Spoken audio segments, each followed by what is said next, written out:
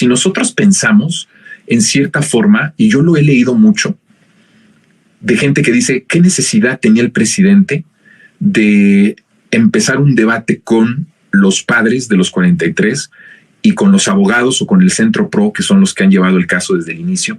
¿Qué necesidad tiene el presidente de abrir esta línea de, pues digamos, de debate, ¿no? De alguna o cierta, digamos, pleito, porque el presidente habló, dijo una cosa, después el Centro Pro reaccionó de una forma, los padres, que además una cosa terrible, los padres en las entrevistas a los medios hegemónicos hablando mal del presidente o diciéndole al presidente lo que los medios de comunicación quieren. Y el problema no es que los padres piensen del presidente lo que quieran pensar, ellos están en completa libertad de hacerlo. Lo que no se ha dado cuenta estos movimientos, no solamente ese, otros más, en que los medios de comunicación hegemónicos son parte de los que desaparecieron a sus hijos, son parte de los que fueron cómplices de las masacres perpetradas desde el poder político, de los desaparecidos, que fueron consecuencia de una guerra de exterminio a partir del gobierno de Felipe Calderón. Y eso es una de las grandes trampas, ¿no?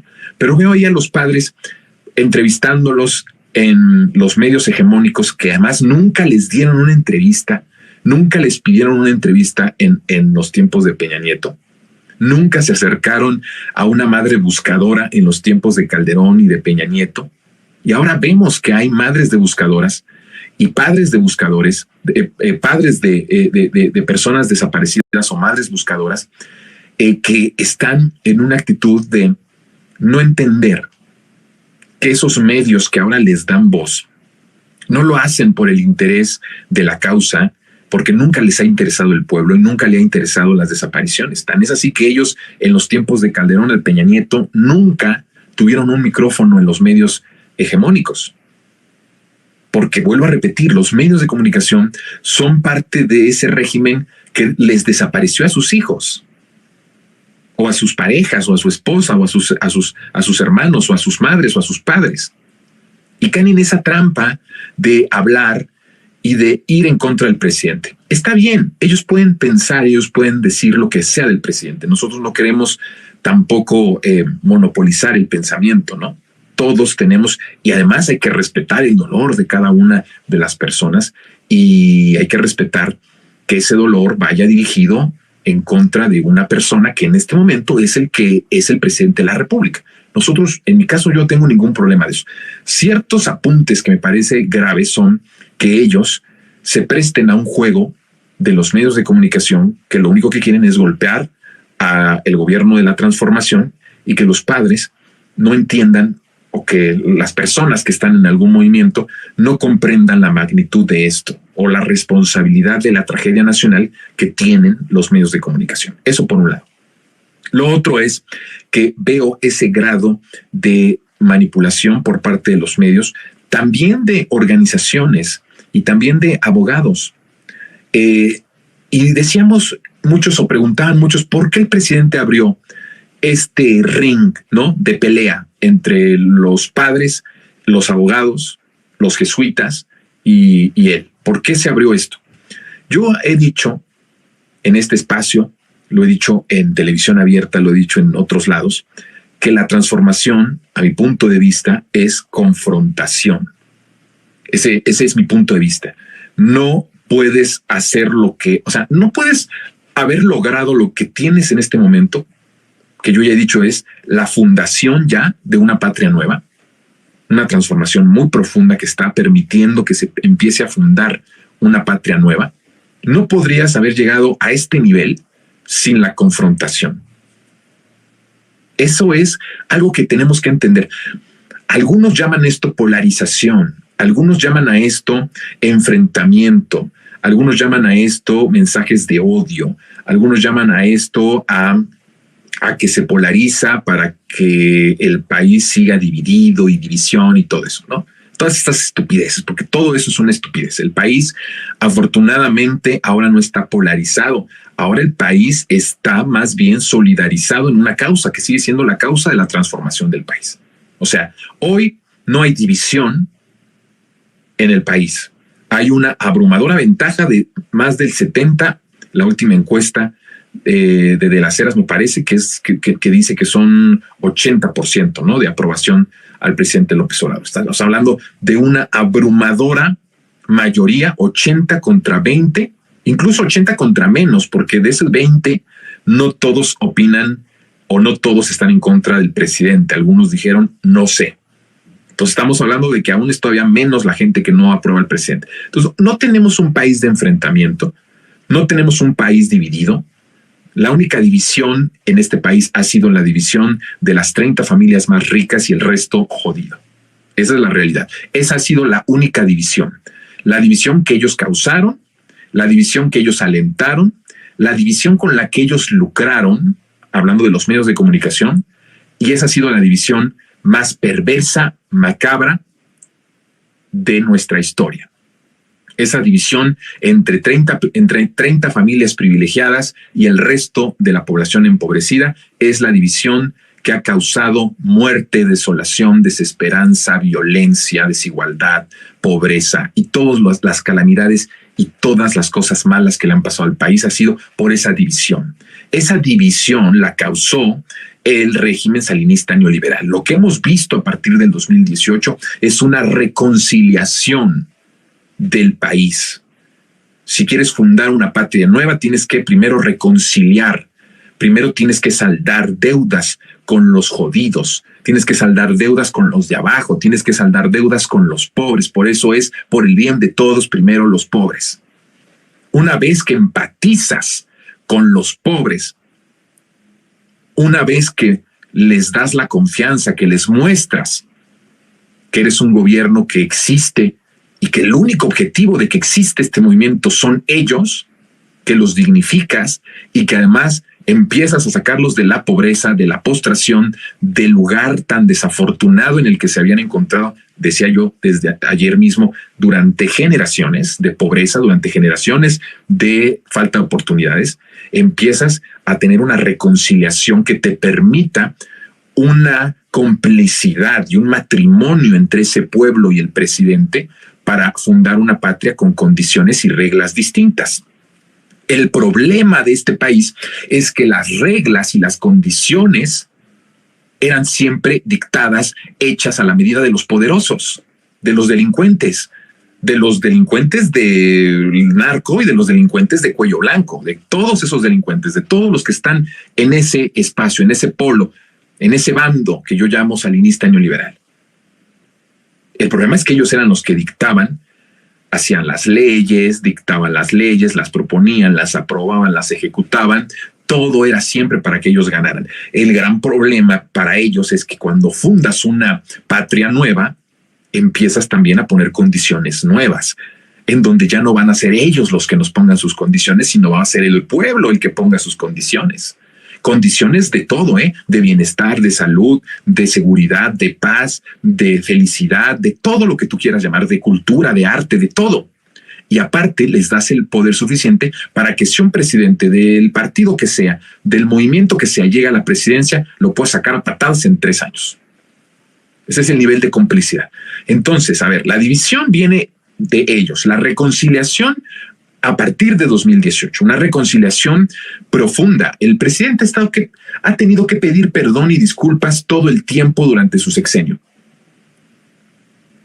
Eran disculpas que no tenía por qué pedirlas él, pero en el momento en que llega a ser el jefe del Ejecutivo, se convierte esa persona, se convierte el presidente López Obrador en el responsable y en el que tiene que cargar con todas las calamidades de los gobiernos y no de los gobiernos, del régimen anterior. Y entonces tiene que estar pidiendo perdón el presidente la mayor parte del tiempo y resolviendo, pidiendo perdón y resolviendo, pidiendo perdón y reconciliándose, pidiendo perdón y saldando la cuenta, saldando la ofensa. Hay algunas que duran para siempre, hay algunas ofensas, hay algunas cicatrices que como su nombre lo dice, no se borran, se quedan para siempre, pero por lo menos ya no están sangrando. Y eso ha sido el trabajo del presidente. Entonces estás fundando una patria distinta, una patria nueva. Ahora estamos en un proceso donde no hay esa división. Afortunadamente tenemos un país de reconciliación. Todos estamos de acuerdo en que la transformación, desde el más joven hasta el más viejo, estamos completamente de acuerdo de que la transformación es la única vía para que este país renazca y que se pueda crear una patria nueva. Eso hay un consenso. Lograr el consenso en un país tan diverso, tan multicultural, es impresionante, con tanta desigualdad que se marcan en ciertas regiones, se agudizan más en ciertas regiones que en otras, pero en general hay una desigualdad horrible, horrorosa. Con todas estas características hay un consenso. Hay algo en lo que estamos de acuerdo, la mayoría de las mexicanas y de los mexicanos, que es que este es el proceso de transformación más importante que se ha vivido en la historia del país y es el único que nos da viabilidad como país.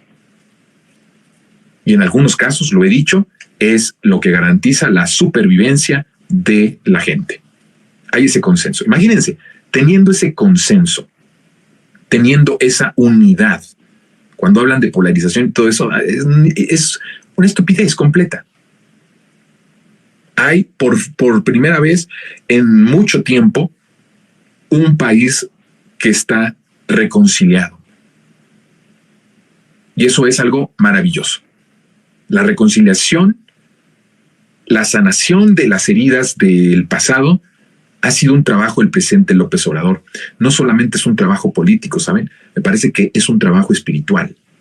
Es un trabajo de lo más íntimo. No quiero que se malinterprete esto, quiero explicarlo.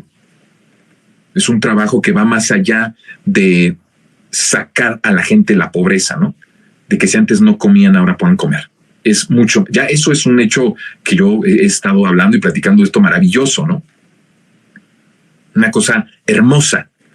Por donde quiera que lo veamos es hermoso eso. Pero si nos vamos más profundo, no solo es ese hecho en cuestión de recursos o en cuestión monetaria. Antes no podías comer, ahora ya puedes comer. ¿Sí? Antes no tenías trabajo, ahora ya tienes trabajo. Antes ganabas una miseria, ahora empiezas a ganar más. Tienes mayor poder adquisitivo, en el caso de las clases medias. No solo es ese hecho económico, es el hecho espiritual, es el hecho de lo más profundo del ser humano. Ese trabajo de reivindicación también de las almas y del espíritu es algo que el presidente ha dicho, porque el presidente ha hablado sobre su proyecto y lo ha puesto en esos niveles espirituales. No es una cuestión que esté sacando yo, me esté inventando yo. No, es algo que el presidente ha hablado, ha dicho de manera muy seria en sus exposiciones mañaneras, en sus discursos de los informes de gobierno, de estos 5 años. Ha hablado mucho de la cuestión espiritual, ese trabajo espiritual que también ha hecho el presidente. Es una cosa está muy cabrón. Permítame utilizar la palabra, está muy cabrón. Que un presidente se meta en tu casa hasta tu corazón. ¿Sí me estoy explicando lo que estoy diciendo? No solamente se está metiendo en tu casa cuando hay más recursos en tu casa, cuando hay flujo de dinero, cuando hay esperanza, cuando empieza a haber alegría y no desolación. No solo se está metiendo ahí, se está metiendo hasta en las cosas más íntimas. Y el presidente lo tenía que ser así porque no hay otra manera de conectar con el pueblo que una conexión espiritual, una conexión profunda con la gente. Eso es algo que no lo hace ningún político, ni de izquierda ni de derecha en México. No lo ha hecho, no lo hace. No lo hizo Cuauhtémoc Cárdenas. Me parece que de los últimos que lo hicieron y lo hicieron de manera magistral fue mi general Lázaro Cárdenas, que conectaba con el pueblo de una forma maravillosa. El propio presidente López Obrador ha hablado de muchas de algunas anécdotas del general Lázaro Cárdenas, de cómo tenía una conexión con la gente. Bueno, López Obrador logró esa conexión con la gente, no solamente en las cuestiones que ameritan simplemente una cuestión material de bienestar, sino conecta con los corazones. Por eso es que la oposición no avanza, porque el presidente no solamente logró que el proyecto de esperanza se convirtiera en realidad, sino que además en ese proceso conectó con el corazón de la gente. Entonces se mete a tu casa hasta el corazón. Y eso significa un líder social, más que un presidente, un líder transformador. Eso es el secreto del presidente López Obrador. Cuando conecta con el espíritu, con lo más profundo del ser, logra que haya un consenso, una reconciliación, que haya un punto de acuerdo mayoritario porque la transformación continúe. Y eso, si la cuestión física es irreversible, los lazos espirituales, los lazos del alma, los lazos de lo más profundo del ser, esos son inquebrantables, esos se quedan para siempre. Por eso es maravilloso el momento que estamos viendo. Entonces, no podemos entender que hoy tenga el presidente 80% de aprobación sin este proceso espiritual del que estoy hablando. No, la gente adopta al presidente como parte de su familia. ¿Sí? Adopta a su presidente como parte de las personas por las que reza y por las que ora todas las mañanas. O sea, yo conozco gente que me dice, yo rezo por el presidente, yo oro por el presidente, yo pido por el presidente. ¿Cuántas familias, no, en este país quieren al presidente como si fuese una parte importante de su familia? ¿Se dan cuenta de cómo podemos entender que haya en este momento un consenso mayoritario de aprobación y de respaldo del presidente de los niveles escandalosos de 80%? Porque la gente adoptó al presidente. La gente le abrió su corazón al presidente porque el corazón del presidente siempre ha estado abierto al pueblo en las circunstancias en las que tenía que estar, sea como oposición, como líder social, como jefe de gobierno y después como presidente de la República. Y esa conexión tan maravillosa y tan hermosa en la que estamos viviendo ahora permite que haya una complicidad, que haya un matrimonio entre el pueblo y el presidente. Y eso no lo logra entender los panistas o los priistas. Imagínense ustedes a Ricardo Anaya